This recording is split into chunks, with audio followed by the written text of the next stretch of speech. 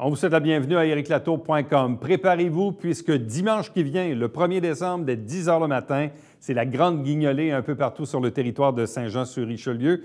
Donc, vous pouvez préparer bien sûr vos aliments non périssables. Préparez vos sous également. Les organismes de la région sollicitent votre générosité.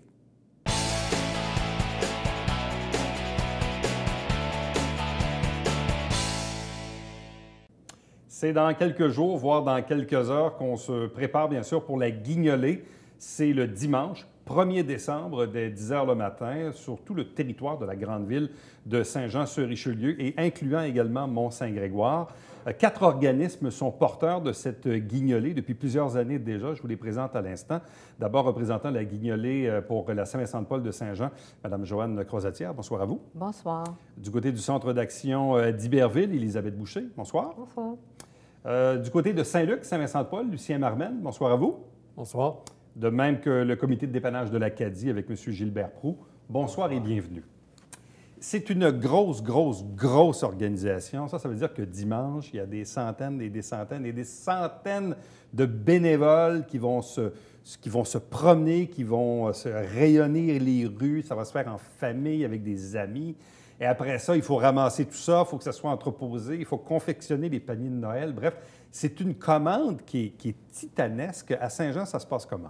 À Saint-Jean, on a plusieurs équipes, on a 500 bénévoles qui vont faire le ratissage des rues, comme vous disiez, qui vont patrouiller puis essayer de ramasser tout ça. Mais je crois aussi que dans le 500, ça inclut le secteur Iberville, Saint-Luc et l'Acadie. Donc, on peut parler d'à peu près 500 bénévoles qui vont travailler à l'occasion de cette journée-là. À Iberville, dans votre secteur, Mme Boucher, ça s'organise comment?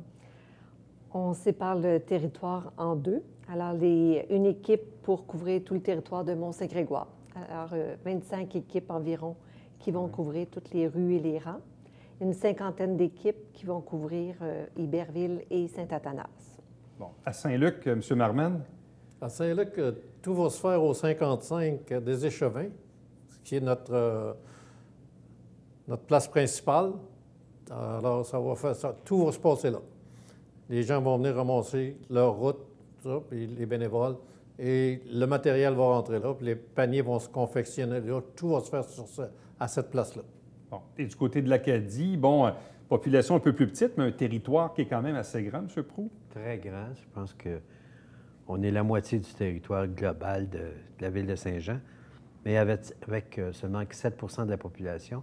Mais on a quand même 120 pas loin de 150 bénévoles pour la journée, qui vont sillonner. On a réparti le territoire en 32 secteurs à peu près. Donc, c'est évident qu'il y a des secteurs où les distances, ça prend absolument des véhicules. Moi, ce qui m'impressionne toujours de cette journée-là, c'est la logistique, puis je dirais aussi la récurrence. En tout cas, moi, je prends mon propre exemple dans mon quartier, chez moi. Je sais que dimanche matin, à 10h10, ils vont être chez nous. Et je ne sais pas pourquoi, à chaque année, ils sont toujours là à la même heure, mais j'ai l'impression qu'il y a comme un plan, puis c'est le plan qu'on exécute.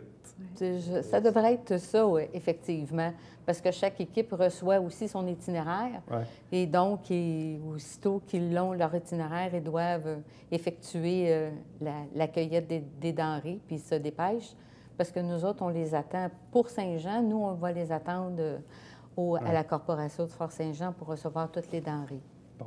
Du côté d'Iberville, Saint-Athanas et Mont-Saint-Grégoire, est-ce que là aussi, donc, vous avez un peu des routes prédéfinies? Est-ce que d'une année à l'autre, vous reprenez le plan de l'année d'avant puis on réapplique? Donc, autrement dit, on commence à avoir de l'expérience. Oui, l'expérience est là. On s'ajuste. Il y a des petits bouts de rue qui sont plus nouvelles. Il y a des petites sections qu'on n'avait pas, qu'on rajoute.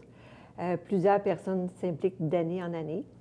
Mais une chose sur laquelle on insiste, c'est que le matin, les gens se déplacent, viennent chercher le matériel qu'ils ont besoin, mais personne ne part de chez nous avant 9h45, justement pour éviter que ça sonne aux portes trop tôt le matin. Alors, les gens sont pressés. À partir de 8h, les gens commencent à arriver au centre. On les retient, petit muffin, café. Ils ont hâte de partir. Ils ont hâte de partir, c'est la journée. Puis c'est ça. Alors, vers 10h, effectivement, que les gens commencent à sonner. Les gens qui ont les territoires les plus proches, les rues, les secteurs les plus proches sont plus rapidement arrivés. Puis ça se poursuit comme ça pour une partie de la journée, une grande partie de la journée. Bon, parce que je donnais l'exemple, chez moi, il passe à 10h10, mais on sait que la guignolée va s'étendre quand même jusqu'à 14-15 heures. Donc, le temps de couvrir tous les secteurs au grand complet. À Saint-Luc, chez vous, M. Marmen, on étend ça jusqu'à 2-3 heures l'après-midi. Bien, on étend ça parce que ceux qui ne sont pas revenus encore avant midi et demi, quelque chose comme ça, là, on va les attendre, mais on a une façon de les contacter pour leur demander s'ils ont besoin d'aide ou quoi, parce que des fois, malheureusement, il y en a qui ne peuvent pas se présenter pour des raisons spéciales. Alors, à ce moment-là, on demande à d'autres bénévoles s'ils veulent refaire cette route-là, parce que les routes sont, comme Madame dit, là, chez nous, c'est établi depuis des années, puis c'est toujours les mêmes routes. On fait un petit ajustement là, à certaines places, mais c'est tout, parce que les gens sont habitués. Il y en a qui aiment avoir la même route. Ils veulent garder ça. Alors, c'est important. Comme vous dites, là, chez vous, à 10h10, parce que c'est toujours les mêmes personnes. Alors, nous autres aussi, il n'y a personne qui part avant 10h. On ne veut pas, parce que même à ça, on a des surprises des fois. Monsieur Proulx, c'est quoi le plaisir de la guignolée pour les bénévoles qui la font? Une bonne question. La guignolée, elle repose de plus en plus, en tout cas chez nous, sur deux grands piliers, c'est-à-dire la générosité pour aider les démunis, mais aussi de plus en plus pour transférer les valeurs de générosité, d'entraide aux plus jeunes. Et puis depuis quelques années, on retrouve tout ça. J'ai des parents, des gens que j'ai rencontrés dans les écoles il y a 18 ans, puis qu'aujourd'hui viennent avec leurs enfants parce qu'ils veulent d'abord communiquer cette générosité-là. Ça, c'est leur plaisir à eux autres de partager. Parce que d'une année à l'autre, avez-vous comme pas mal toujours la même base de bénévoles? Est-ce qu'il y a du roulement chez les bénévoles ou pas tant que ça? Chez nous, pas tant que ça. Non, pas tant que Moi, ça. beaucoup. Pas tant que ça. Il y a des très réguliers. C'est quelque chose qui se passe en famille. Beaucoup. Et une fois qu'on l'a fait une fois, on veut la refaire. Les jeunes adorent ça parce que je vais vous dire quelque chose. Quand ils reviennent avec leur route terminée, ils nous demandent est-ce qu'on peut rester, est-ce qu'on peut aider, est-ce qu'on peut faire. Ils aiment ça. Ils sont vraiment, puis tu les vois, le sourire et tout ça. Moi, c'est ça qui m'impressionne tout le temps. Les gens avec les parents, comme Gilbert l'a dit, c'est une initiation aux jeunes. Puis ils sont contents de ça. Il y a une nouvelle chose qui est arrivée cette année, l'année passée, mais cette année, ça a été amplifié, c'est qu'ils veulent participer à la confection des paniers, ce que je n'avais pas avant. De plus en plus, on demande, est-ce qu'on peut participer quand on va produire les paniers? Puis ça, j'aime ça parce que c'est les jeunes qui viennent. Évidemment, sont entourés. Mais... Parce que là, le dimanche de la guignolée, évidemment, vous recueillez les trucs, mais vous ne commencez pas les paniers cette journée-là. Là. Ça se fait dans les jours qui suivent. Là. Quoi, vous commencez chez vous? Chez nous, nous autres, ça commence de la même après-midi. Parce qu'on a quelqu'un qui est en charge de ça, de prendre de l'avance. Faire les paniers. C'est deux madames qui s'occupent de faire les paniers. Les autres, ils ont hâte de faire les paniers. Entre autres, ma conjointe qui fait depuis des années qui fait ça. Et ils commencent tout de suite, eux autres, à faire les paniers parce qu'il y a une place pour les entreposer jusqu'à notre première distribution. Parce que... Là, il y a une chose qui est importante et je pense qu'il faut le répéter année après année parce qu'il arrive parfois que le samedi, qu'il y a des gens qui essayent de se faire passer pour la guignolée, pour ramasser des trucs. Mais ça, c'est important de le dire que la guignolée, c'est dimanche. Le 1er décembre. Le 1er décembre. Puis ça commence à 10 h le matin. Oui. Puis les gens, ils sont identifiés? Ils sont identifiés clairement. Ils ont habituellement le dossard aussi de la guignolée. Ils ont aussi la tirelire de la guignolée. Et les véhicules sont identifiés aussi avec les affiches de la guignolée. Bon. Ça, ce que ça veut dire, c'est que s'il y a quelqu'un qui frappe à votre porte samedi midi puis qui dit « Ouais, on prend de l'avance pour demain », c'est pas bon. C'est pas eux. C'est pas eux. C'est pas nous. Bon. C'est une arnaque. C'est une arnaque, c'est bien dit. Le mot juste, M. Lucien. Oui, tout à fait. Donc, important donc de spécifier. Évidemment, les gens, parce que souvent, l'inquiétude que les gens ont, disent « Ouais, mais là, d'un coup qui passe puis que je ne suis pas chez nous, ou disons, en fin de semaine, on s'en va au chalet, mais on aimerait ça donner quand même. » Est-ce que les gens peuvent laisser à la porte quand même un sac? Oui. Les gens peuvent laisser à la porte des trucs, puis on laisse aussi une accroche-porte pour laisser un petit mémo. Si les gens ont le goût de venir porter les denrées, les semaines qui suivent sont aussi composées de ça. On reçoit pour les 2 prochaines semaines les absents, les gens qui ont les petites maisons qui ont été oubliées ou peu importe. Il y en a qui le savent d'avance, puis qui se disent, ben moi, je vais préparer mon sac, mais je sais que je ne serai pas là, je vais le laisser à la porte. Dehors. Ou là, dans d'autres cas, dit, c'était la guignolée, on a oublié, on aimerait ça aller donner, qu'est-ce qu'on fait? Qu'est-ce que vous dites à ces gens-là Nous, ils vont se rendre compte que dimanche, ils ont oublié que c'était la guignolée, puis ils veulent donner quand même? Nous, ils viennent les porter directement. On leur demande de venir les porter directement à nos bureaux au 150 rue Laurier. À ce moment-là, on va s'en occuper. Donc, il y a toujours moyen de donner, même si parfois on a manqué la journée. Mais on fait aussi, nos bénévoles font pareil comme à Iberville. Ils vont laisser les accroche-portes aussi pour signaler qu'ils ont passé et puis l'endroit où aller les porter, les dons qu'ils voudraient faire. Est-ce que les gens sont assez préparés, dans la majorité des cas, dans les portes à laquelle on cogne? Est-ce que, je ne sais pas, c'est une maison sur deux où on sait que c'est là, puis on est déjà prêt, puis on ne perd pas de temps, puis on vous donne le sac? Personnellement, on n'a pas de statistiques vraiment sur ça. Comme on dit au feeling, là. Mais les gens sont très généreux. C'est ça que il nous permet à Saint-Luc, du moins, là, de faire 2 distributions. On en a une là, qui va se faire le 15 décembre. Pour les C'est la paniers, première c'est ça, distribution. Et la deuxième va se faire en février, parce que c'est tout du non périssable. Alors, il n'y a pas de problème avec ça. Alors, ça va se faire en février. Et s'il en reste encore, bien là, on donne aux autres organismes. On envoie aux autres organismes pour que tout le monde reçoive ce qu'il doit. M. Proulx? Mais une des grandes différences que j'entends parler, moi, à l'Acadie, on n'a pas ce problème-là. On a un seul bloc appartement. Mais j'ai des amis qui habitent Saint-Jean et qui me disent, on habite des blocs appartements, ils ne passent pas dans les blocs appartements. Tandis que pour répondre à votre question, dans les maisons, souvent unifamiliales, Ah oui, c'est plus facile. c'est beaucoup plus facile. Les gens nous attendent. Mais dans les blocs, je ne sais pas. Je sais que dans les blocs aussi, ils ne peuvent pas rentrer si les blocs ils sont fermés. Les portes sont barrées, verrouillées, sont verrouillées. Ils ne peuvent pas avoir accès. Mais si ces gens-là veulent donner, ils peuvent le faire. Bon. Mais je trouvais ça important comme question parce que parfois, quand on sonne à la porte, on dit « Ah, c'est de la guignolée », là, on se met à courir dans la maison, puis là, on ouvre le garde-manger, puis là, on se dit « Bon, là, on se dépêche, puis là, on ne veut pas faire attendre les bénévoles à l'entrée. C'est pour ça que je dis que quand on peut se préparer d'avance, c'est un peu mieux, ça évite de courir. Mais j'imagine que sur le lot, vos bénévoles doivent faire face peut-être à des coques cocasses de gens qui vident les armoires. Oui, un petit ménage de garde-manger. Oui, ça l'arrive. Mais par contre, c'est la tradition. Alors, premier dimanche de décembre, les gens majoritairement le savent, puis préparent à l'avance. Fait que ça, c'est bien. Mais oui, il y a des petits ménages de garde-manger qui se font aussi rapidement cette journée-là. Ouais, il y a de tout. Il y a de tout. Oui. Mais vous êtes même obligé de faire un peu de triage parce que parfois, il y a du non périssable, mais il y a du non périssable de très, très longue date. Tout à fait. Ça aussi, vous faites un peu de triage là-dedans. Bien, les dates sont quand même examinées. Oui, là, mais on a eu quand même des boîtes marquées Steinberg de mignonnes. Donc, ça vous donne l'idée que c'était, je pense, périmé. Tout un ménage à ce moment-là. Disons qu'on en reçoit, mais ce n'est pas un fléau. Non, c'est ça. C'est plus anecdotique. C'est minime. Mais on en reçoit. Il faut faire attention. 2 ans, 3 ans, des fois, là, tu sais, que la date c'est périmé.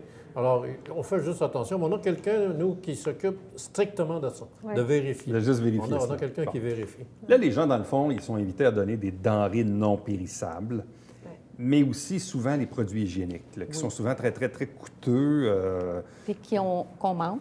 Les produits de base d'hygiène, là, ça, on en manque pour faire la fabrication des paniers de Noël. Puis aussi les produits pour les bébés ou les jeunes enfants. C'est oublié, ça aussi. Donc, mais on a besoin.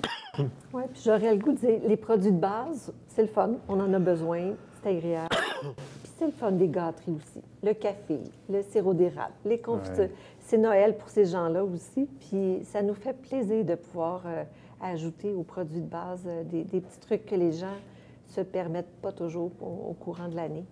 Je trouve ça bien de...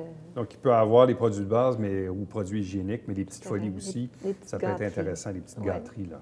M. Marman? Oui. Écoutez, c'est la même chose pour nous autres. On essaye de faire de notre mieux, puis on réussit à faire le tour puis à servir tout le Grand Saint-Luc au complet. Bon. Il y a les denrées, mais il y a aussi de l'argent, parce que la guignolée, elle vous permet également de ramasser des sous. Et ça, c'est quand même une partie importante de la guignolée. Tout à fait. C'est très, très, très bienvenu et on en a de besoin parce que ça nous permet aussi de faire les achats, nous, en cours d'année. Donc, l'argent recueilli à l'occasion de la guignolée vous permet un peu de renflouer vos coffres et d'acheter de la nourriture pour le reste de l'année? Pour le reste de l'année. Ah oui, oui. Bien, pas la totalité, mais ça nous permet une bonne partie. Bon, du côté d'Iberville, quel est l'usage que vous faites des sommes recueillies dans les tirelires? En complément au panier qu'on donne de Noël, c'est qu'on donne un certificat cadeau de IGA, de Iberville. Alors, les gens peuvent aller s'acheter des denrées fraîches qui ne font pas partie du panier. Okay. C'est proportionnel avec le nombre de personnes dans la famille. Fait qu'on remet un certificat. Donc, vous remettez cadeau. le panier, mais vous remettez également un certificat Tout à fait. avec les sommes recueillies pour acheter. Avec une partie des sommes. La balance sert pour le reste de l'année, aussi. acheter les denrées qui nous manquent. Okay. À Saint-Luc, vous faites quoi avec l'argent? On remet immédiatement dans les paniers des coupons d'épicerie pour, dépendamment des familles. Il y en a que, ça dépend des montants, dépendamment combien il y a de personnes dans la famille, pour acheter du périssable. Alors, tout l'argent qui est ramassé est remis dans les paniers immédiatement. Bon. Et à l'Acadie? C'est à peu près la même chose, mais j'aimerais quand même revenir sur un point. La guignolée, je tiens beaucoup à dire que c'est de transmettre des valeurs de partage à nos jeunes, en plus d'amasser des denrées. Bon. Évidemment, la guignolée, on l'a fait pour qui? Et ça, là, on a parlé un peu de logistique, de fonctionnement et tout ça, de bénévoles. Mais ultimement, on ramasse des trucs pour des paniers cadeaux, on ramasse des sous pour acheter, dans certains cas, des coupons qui vont servir, évidemment, pour de l'épicerie. Quel est un peu le portrait type de vos clientèles respectives? Bon, évidemment, à Saint-Jean, c'est quand même un territoire assez énorme, très populeux, mais quelle est la clientèle desservie par la Saint-Vincent-de-Paul de Saint-Jean? Nous, ce sont les démunis. Aussi, il y a des personnes qui ont perdu leur emploi. Il y a des malades, il y a de tout, là. Chez vous, on parle de quoi? À peu près de 3000 personnes? Nous, on a 3000 personnes. Puis cette année, on va fabriquer 950 paniers qu'on devrait... À date, on a pas mal tout notre monde inscrit pour recevoir leur panier, le 950. Puis nous, ce qu'on va rajouter au panier, ils vont avoir un jambon aussi, qui est en surplus, qui est du périssable, puis une surprise aussi de périssable. Et on va leur donner des gâteaux cette année, un gâteau pour le temps des fêtes, et puis un sac de pommes. Bon, du côté de Iberville, Saint-Athanas et Mont-Saint-Grégoire, vous desservez combien de personnes? Quelle est la clientèle chez vous? Environ 300 personnes vont recevoir des paniers de Noël cette année. Clientèle régulière. Alors, on fait une analyse avec eux de leur bilan financier pour s'assurer qu'ils sont admissibles au panier. Il y a des gens qu'on connaît depuis longtemps, qui sont nos clients réguliers, mais il y a aussi beaucoup de gens qui peuvent vivre une situation difficile, temporaire, ponctuelle. Alors, on aide les gens, on les invite à nous contacter pour vérifier, voir s'ils sont admissibles ou faire connaître les ressources aussi. Parce que oui, c'est le fun, c'est de la guignolée, c'est Noël, mais ces gens-là en ont besoin pendant le reste de l'année aussi. Bon. Du côté de Saint-Luc, on pose souvent cette question-là, mais il y a des gens qui disent « Hein, il y a des pauvres à Saint-Luc, c'est quasiment pas possible. » Mais pourtant, oui, il y a de la pauvreté à Saint-Luc. C'est peut-être juste qu'elle est un peu plus cachée, peut-être. Si vous venez avec moi, je vais vous en montrer. Ouais. Mais c'est nos équipes visiteuses. Nous, on a 7 équipes de 2 personnes qui ont un territoire attitré. C'est eux autres qui déterminent, en allant chez les gens, qui font la demande, qui déterminent le besoin. À Saint-Luc, votre clientèle, vous la chiffrez à combien? Il y a combien de personnes qui bénéficient de la Saint-Vincent-de-Paul chez vous? C'est très difficile d'établir. Je n'ai pas les statistiques en tête. Là, vous faites combien de paniers? On donne 500, la première distribution, aux alentours de 500. 500 paniers. Puis à peu près un autre 200, 225 pour la deuxième distribution.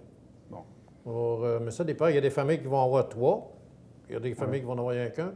Ça dépend du nombre de personnes dans la famille.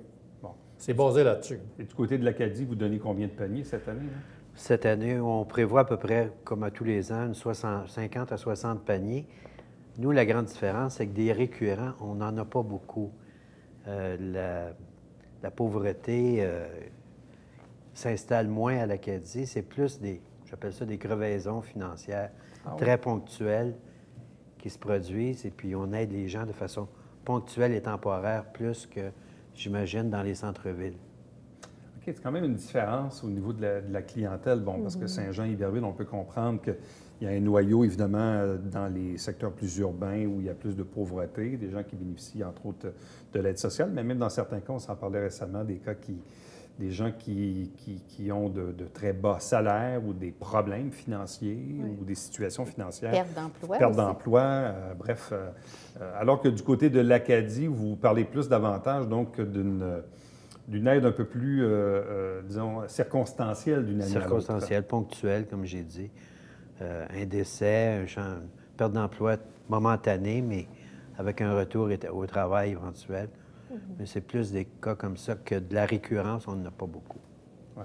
Quand les gens font appel à l'aide, je présume que il doit toujours comme y avoir un certain moment où une incertitude, où l'orgueil embarque un peu aussi. Bref, quand les gens posent le geste de vous voir ou d'appeler, comment se passe ce premier contact-là? C'est souvent les amis de la famille. C'est des parents de la famille qui nous appellent souvent. Ouais.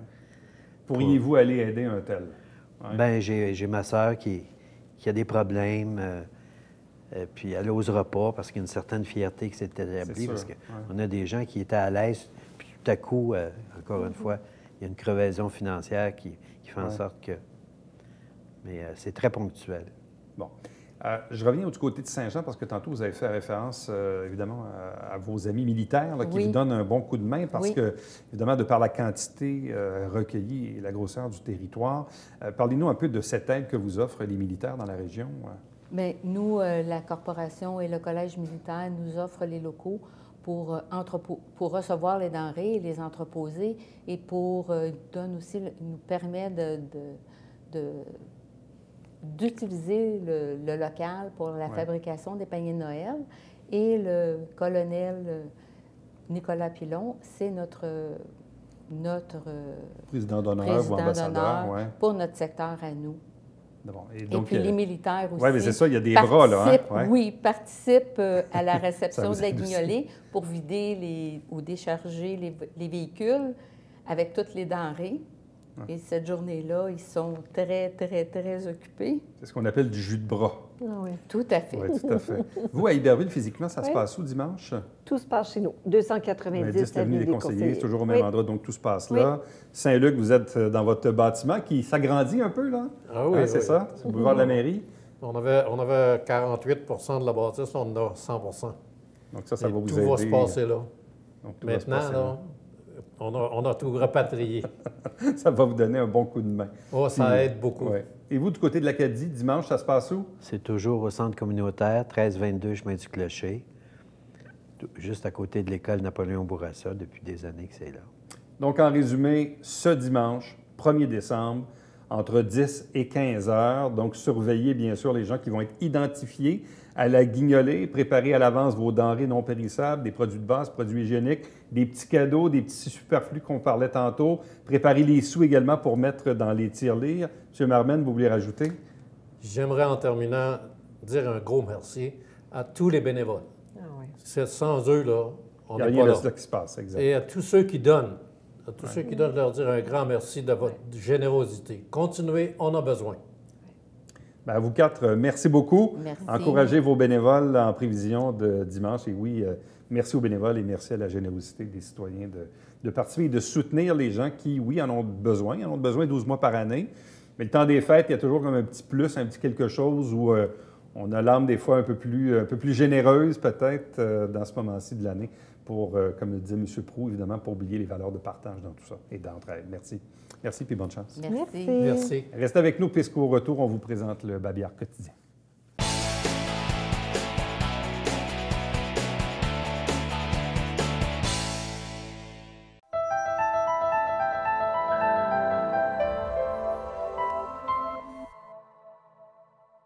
Mesdames et messieurs, bonjour et bienvenue à la Justice entre nous. Mon nom est Serge.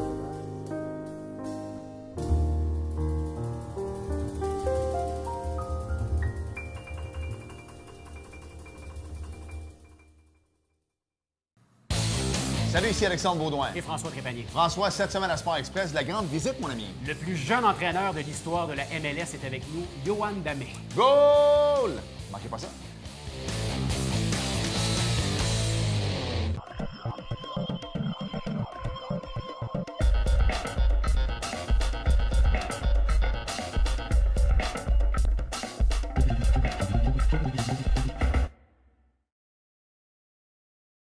Mesdames et messieurs, bon matin et bienvenue à votre télébingo sur les ondes de télévision du Haut-Richelieu.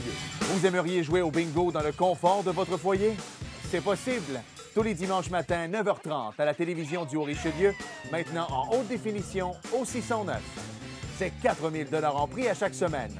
Pour vous procurer les livrets du télébingo, c'est facile. Consultez la liste de nos 30 dépositaires au www.tvhr9.com.